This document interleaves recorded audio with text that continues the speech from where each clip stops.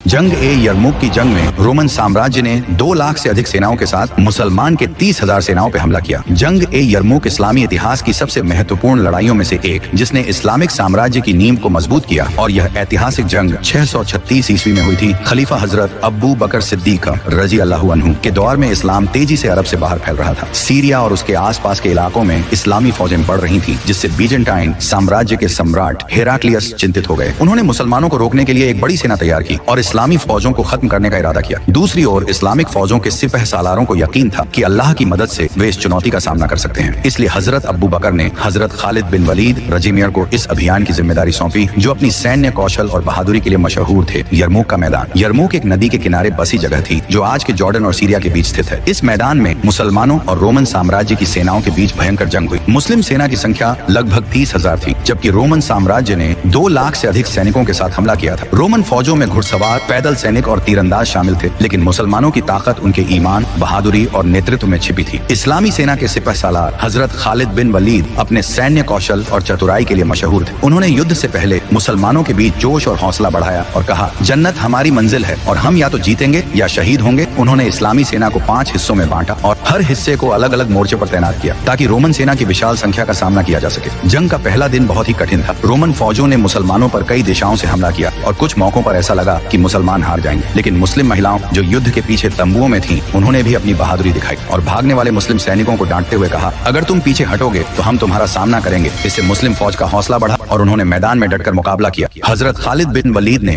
रात के अंधेरे में रणनीति बदली। उन्होंने अपनी सेना को इस तरह पुनः संगठित किया कि रोमन फौज को उनकी संख्या का सही अंदाजा न हो सके। अगले दिन उन्होंने अचानक हमला किया और रोमन सेना को घेरने की रणनीति अपनाई। मुसलमानों ने रोमन फौज के बीच ऐसी दहशत फैलाई कि कई रोमन सैनिक भागने लगे, लेकिन यरमुक का मैदान और नदी के किनारे की खाई उनके लिए मौत का जाल साबित हुई। भागते हुए हजारों सैनिक खाई में गिरकर मारे गए। इस खतरनाक जंग के आखिर में मुसलमानों ने रोमन साम्राज्य की विशाल सेना को हरा दिया। यह जीत मुसलमानों के लिए सिर्फ सैन्य जीत नहीं थी, बल्कि अल्लाह पर विश्वास और ईमान की ताकत का सबूत भी थी। इस युद्ध के बाद सीरिया का क्षेत्र इस्लामी हुकूमत के अधीन आ गया और इस्लाम का विस्तार तेजी से बढ़ा। यह जंग न केवल मुसलमानों के आत्मविश्वास को बढ़ाने वाली साबित हुई, बल्कि रोमन साम्राज्य के पतन की शुरुआत भी मानी जाती है। लेकिन मुसलमानों के इस खिलाफत के सारे मसले यरमुक के साथ खत्म नहीं हुए, क्योंकि जंग ए यरमुक के सिर्फ 2 महीने बाद मुसलमान की तारीख की दूसरी सबसे बड़ी जंग शुरू होने वाली थी, जिसे जंग ए कादिसिया कहा जाता है। तो सब्सक्राइब योर इस्लामी चैनल।